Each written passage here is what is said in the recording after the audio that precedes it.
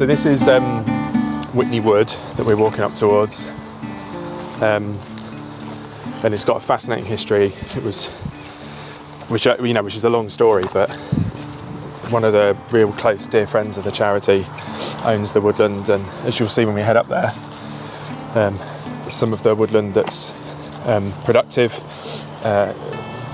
was coppiced, and some of it will be thinned and has been thinned, and some of that timber will come down to the sawmill and be turned into, beautiful objects, amazing buildings, and there's so many positive things you can look at. So this is interesting. This first tree that we come up here is an oak tree, and this was often kept on the edge of woodlands a long time ago to really just visually maintain things from the roadside. Yeah. But really, this has got absolutely no value as a timber tree at all. But it's fantastic habitat, and it's absolutely something you wouldn't want to touch. It's a really important part of the landscape, and you can see these trees running all the way down the edge of the woodland. Right. And what would be good to show you is the difference between that and some of the oak, which has been grown, as for timber. Yes. And see, it's amazing to think that these are the same species of tree, but they're so different in so many ways. So you can see there's been some work done in the woodland. It was just a few days ago. And on this side here, there was a lot of sweet chestnut. Yeah. And there still is. And those sweet chestnut have gone to a local company. And I believe they even came here and did some of the thinning. Yeah. And that'll be turned into, sweet chestnut's a brilliant word. It's very resistant to weathering, so it's great for fencing. I've seen some pretty amazing decks as well made out of it. Wow. It's got this real variety of orange and a similar grain to oak in some ways. Very similar, yeah. And so part of what makes this a productive woodland and such an important part of the kind of woodland heritage story is that what you'll notice is so different about this woodland compared to woodland you might walk your dog in is the light. Now obviously we're here in January, which is a very particular time of year, so there is growth happening, but in the spring what you would see is this really complicated understory of shrubs and a vegetation which would bring huge quantities of insects. Yep. And of course birds, and I think so many of us are conditioned to think that felling a tree is an absolute sin, something that must not happen. But when it's done in this way, where you're managing the woodland for timber, there's this continual churn. So the process of selectively thinning and taking up the right trees allows the younger trees more light, and they grow up and they occupy space within the woodland. I think a lot of people would think about forestry as clear felling, where you come through and you cut down the woodland at the ankles, and you do it in huge quantities, and in some places that's unavoidable, but the kind of woodland that we are really passionate about is we would call productive woodland. And that's where you're really trying to maximise and work in balance with the nature. Sure. Because I imagine that would bring challenges, like even getting the logs out of it. If you're clear felling the lot, you've got nothing in the way. And so I think you have to, in some ways, you have to work harder for it, but the rewards are so much more significant. They're incredibly biodiverse woodlands. So, for example, we're planting a woodland in the southwest, which will be a productive woodland, which will look a bit more like this when we're old men. Right. And that's, we're planting 9 different varieties of oak. So just by their design, they are incredibly biodiverse places. And I think as a nation and as a world, we need more forests, we need more woodlands. And productive woodland absolutely has a really important part to play. Some of the main things that foresters will be thinking about when they're looking at density is planting trees that complement the kind of the end goal for the planting. So if a particular forester wants kind of really high quality oak, that will come towards the end, and they will plant at a higher density at the start and thin or coppice as they go. And that thick density really encourages the oak to shoot up. Right, okay, yeah. So it's a way of kind of stimulating the growth, and that's another reason. Keeping it straight and everything. Yeah, exactly. Yeah. Do you have to be careful about what species you plant within proximity of each other. Yeah, I think you do have to be really mindful of the mix. And there are some amazing species that do things like they fix nitrogen. So the interaction between different species of trees is silviculture really, and the work that foresters do. Yeah. And there trees are called nursery trees because they are good for the other trees around them. Right. So it's about thinking about the kind of key ingredients. Annabelle, I think, are these the walnut trees? Where's Annabelle? Oh. What's Annabelle? You're talking about the timber choice, weren't you? Yeah, yeah. Or species choice, which is something that the forestry industry is now in the battle with changing the climate. Right. Because what are the trees? What are going to be the productive trees going forward that aren't going to be disease-ridden? Oh, okay. But this is a good example of where it doesn't quite go right. Right. So, Willie, he went out to. So it's quite a steep hill. It's quite a steep hill. I was Especially so while proud talking. of myself. I barely broke sentence. That was great. Yeah. Passed out at one point. We can cut pauses. So he went out to. I don't think he got invited out. He just went out on holiday. But he went out to Kyrgyzstan. Yeah. And Kyrgyzstan is the native tree is walnut. And he said there's thousands of miles, not just thousands of acres, there's thousands of miles of it. He says the most incredible thing is you can stand on top of a hill and just all you can see is walnut. There's some magnificent, mature timber. Yeah. No roads to get the stuff out, but he said it's quite extraordinary. So he brought some walnuts back with him and propagated them. Right. I thought, fantastic, I'll plant them here. And he planted them here, and they absolutely hate it. Because in Kyrgyzstan they have a winter, hard winter, and the first day that they get sunshine in spring, that's spring. Right. And then it shoots off, and then it gets summer, and then goes back into winter. And they know exactly where they are, and they're planted here. They haven't a clue what's going on. Right. And these, I think he planted these. Well, the story is 20 years ago. Yeah, but I think that it's was about 20 odd, Right. isn't it? Yeah. Because time has moved on. Yeah. And it's a great example of why you've got to be really careful about that, because that's not how trees would naturally propagate, is it? They wouldn't just be in Kyrgyzstan one day and then in Wales the next. Yeah. So they move gradually. It's why something I think often makers don't think about it as well as where wood comes from and what wood they're using is about the fact that provenance is really important.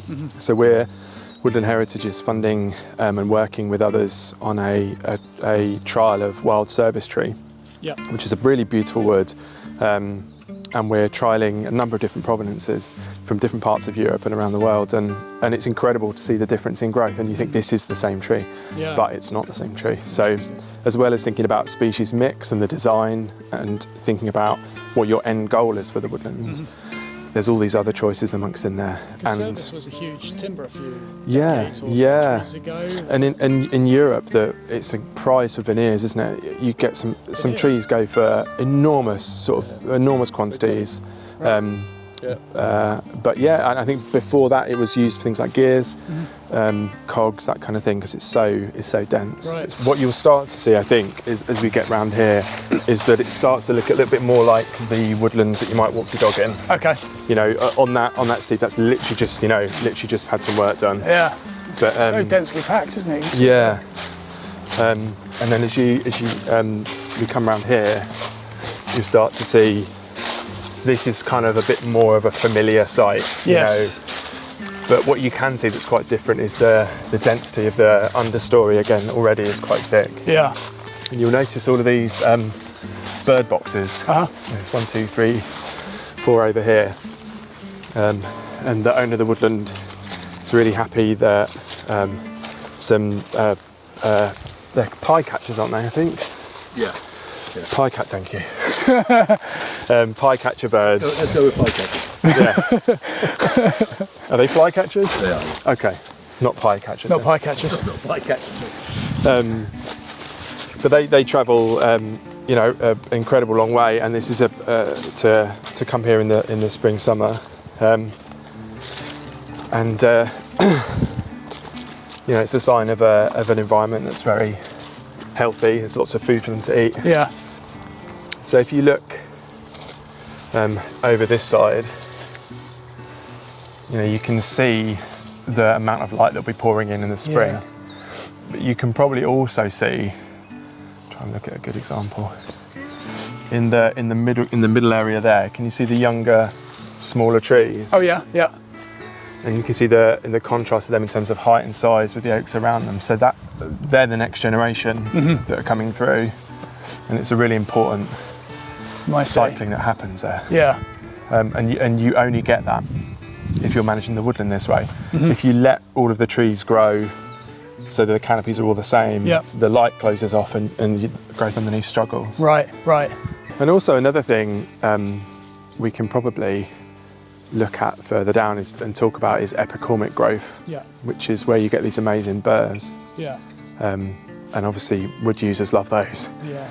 And they happen when light is allowed, comes through to the woodlands and starts hitting the trunk. Yeah. So that you can you get these incredible growths, and so that's a feature of this sort of woodland as well. Obviously, woodlands have existed for millions of years. Why has management sort of changed that now? If you leave a woodland to its own devices, yeah. There's plenty of woodlands that you can visit where you go in but that haven't been managed, and the difference in atmosphere and the difference in biodiversity is quite marked. Right. They'll be dark. There won't be any understory because there's no light coming in. There'll be lack of bird song. It's that whole ecosystem is kind of restricted. Yeah. I think I understand your question though, and you mentioned bird song, and I know there are ecologists now that are developing measures of measures of biodiversity due to sound. So they'll take soundscapes as a measure, and I mean, it's actually relatively quiet today, but there's quite a lot of birds around. If you spend some time looking up. But there is an enormous quantity of woodland in this country that's unmanaged. You know, there are different varying statistics, but I think if you lump together unmanaged or undermanaged woodland, it's the majority. Certainly over half. And that is factually correct at a time when we are the third largest importer of forest products in the world. Yeah. And those two things together, when we're caring about the environment, don't make any sense. So really, I think and I think that's what's so vital, and it's what Woodland Heritage really is all about. And it's why, as an organisation, we fund research into keeping woodlands healthy and keeping forests healthy. We run educational programmes where we bring makers and growers together so that we can all grow and learn together. Why it's so important that we're involved with Whitney Sawmills is a key part of how we transfer this incredible resource into objects and the built environment that will hopefully last hundreds of years and be repairable. Because if your woodland isn't biodiverse, then it's not going to yield you what you want it to yield. Because you need the balance to be there. You need all of the nursery trees. You need the right density. To grow the right quality of trees. And then the final part, which is the people bit. You meet some wonderful people like Dermot. You meet some nicer people too, but money. But the people that you meet in places like this and in the sawmill and as makers are a fascinating, wonderful people to be around. But the final piece of the puzzle really is the economics of it. Because if the woodland is generating income, it goes back into the woodland. And a woodland that is productive is always going to be a managed woodland, and therefore is going to be healthy for our children and our children's children. That makes a lot of sense. And if we don't have that real appreciation from, we say from seed to sawdust, if we don't really connect with it at all stages, then some part of that chain breaks. And then something's not in balance. And it's that situation played out over decades and decades, I think, that's led us to have this situation where we're importing so much wood. When we have this resource all around us. So it's why it's so brilliant to have these conversations and to be talking to people that use wood and thinking, actually, in my next project, I am going to use homegrown timber and learn a bit about that and appreciate it more. And to get the right quality of timber down there, you've got to be doing everything John's talking about. Yes. It has to be managed to produce the right quality timber, to get something that's the right value to make into a product. Sure. If you leave it to his own devices, all you're doing is growing firewood. Right. So if we're using the timber for furniture or housing or whatever we're using it for, you're locking that carbon in. Yeah. If all you're doing is growing firewood, the only value to the woodland owner is to chop it down and burn it. Yeah. So you're just putting it straight back in the atmosphere. Right. So it's actually a negative. It's a negative impact, yeah. Okay, yeah. I think that's very cool. And it's good to be hopeful about it as well. You know, I think people my age and younger, there's a certain amount of fear about the future and a fear about our environment in the future. And joining a charity like Woodland Heritage is doing something about it, but there are things that you can do. You can find productive woodlands near you, you can get involved. If you make things out of if you make things out of wood, find homegrown timber, make best mates with your local sawmill. Yeah. And it's a practical step you can take. And I think if you're feeling worried about the future, doing something practical is always pretty good as well. Yeah. Like having a walk in the woodland. Absolutely. Remember when Will took me for a walk in this wood with Annabelle, and he was talking about all of the planning and effort that goes into it. And I love that nature still sort of has its own little ideas, because none of the softwood here, I think, is anything to do with him. It's just natural, just natural regeneration that's come over. Right. Blown in on the wind.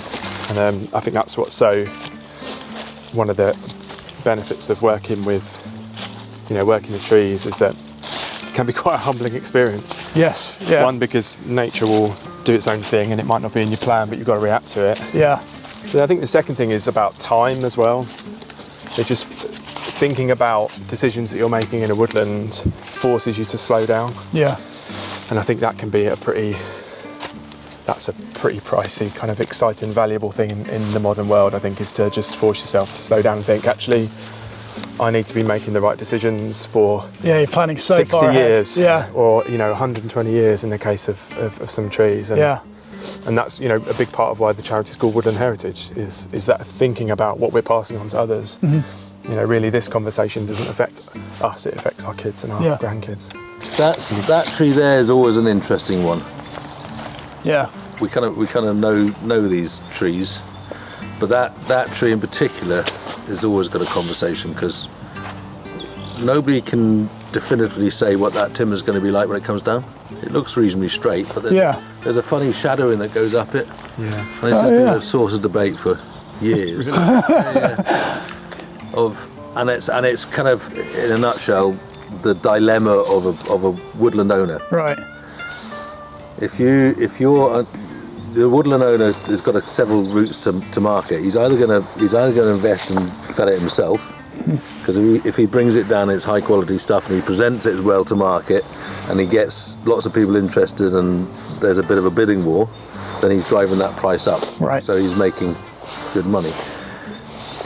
But the risks, but he's taken on all that risk. So if he fells it all, and it all comes down, and it's all got shake in it, or rot, or whatever, then he's suddenly got a material that's difficult to sell. The thing that I've got a lot out of walking in woodlands like this is you can play with time in your minds, can't you? You can see, these younger trees, the opportunity they've now got, and where they'll be in, 100 years on, they'll be like that. Yeah. So it's very rewarding, I think, to walk around in. Absolutely. Having learnt about the forest, it was about time we went to look at the sawmill next door to learn how the trees are processed into workable material.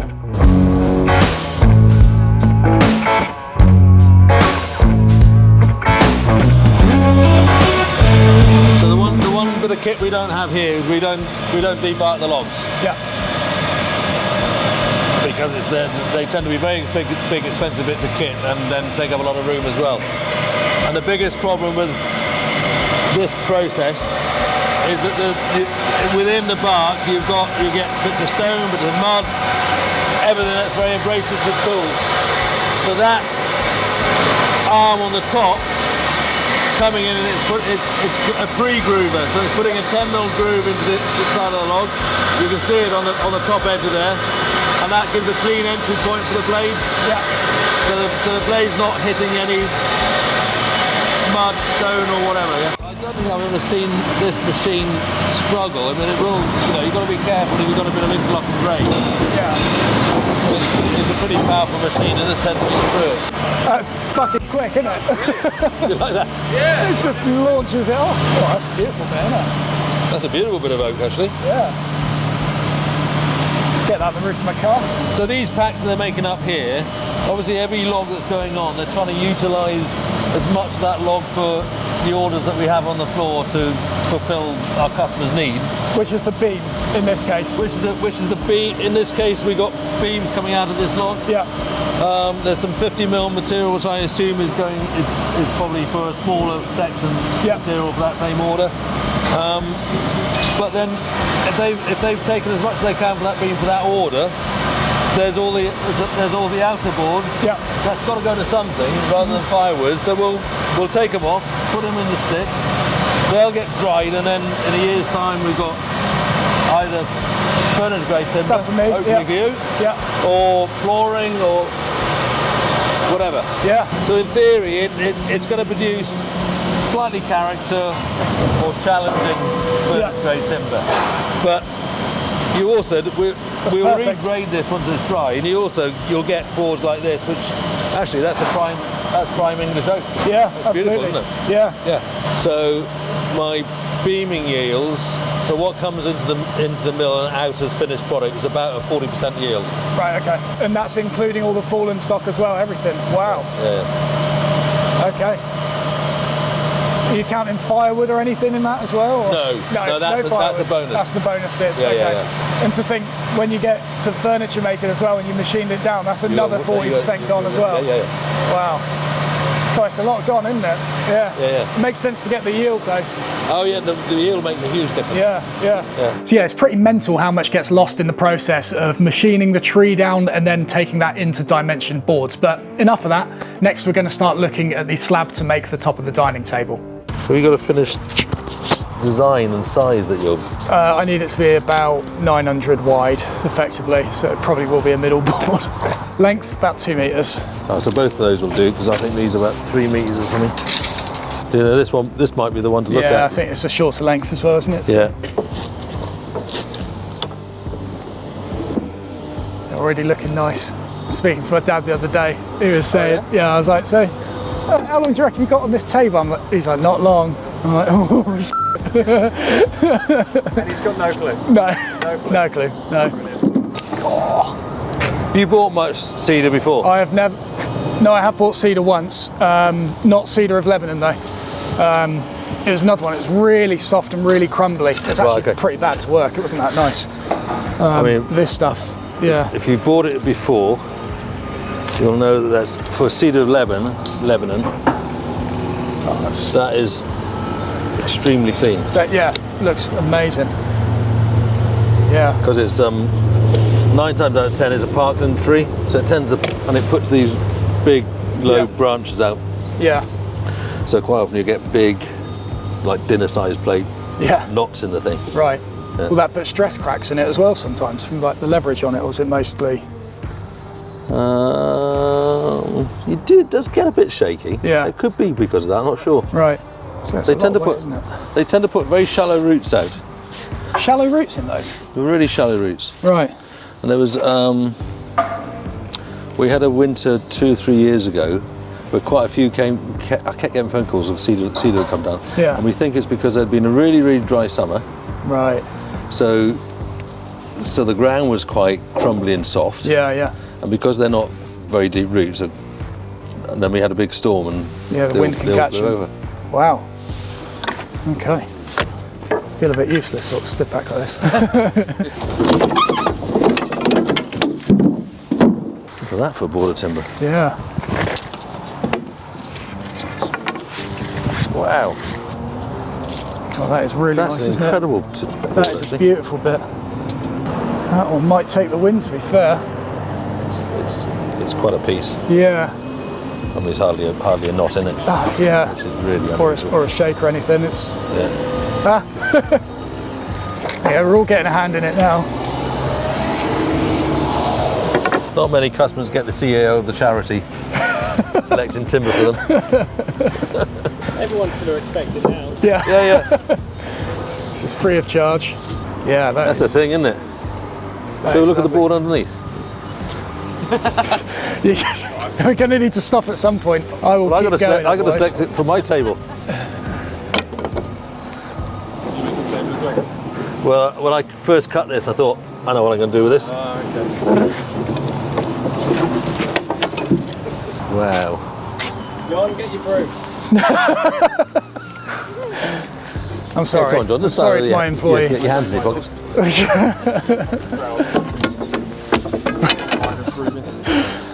Getting some colour variation in that one.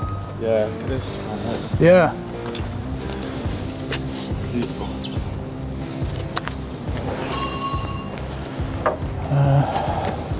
I feel like that first one might be it, to be honest. That one there. Yeah. Well, it's hitting your size requirements bang on, isn't it? Yeah. Width-wise. Yeah, I love the colour on it. Yeah. It's much squarer, which I think Yeah. is like before as well. Yeah. I think someone else could do something nice with that, but I think that one might be for me. Good, I think I'm going to have that board. Oh yeah? Yeah. There you go, it's all worked out for the best. Exactly. So yeah, what a brilliant day that was. Massive thank you to Woodland Heritage and Whitney Sawmills for hosting us. And don't forget, if you want to support what they do or find out a little bit more, we've got links in the description, and we're also selling English walnut and London plain marking knives with £10 of every sale going to support the charity. Thank you very much for watching. We'll see you next time.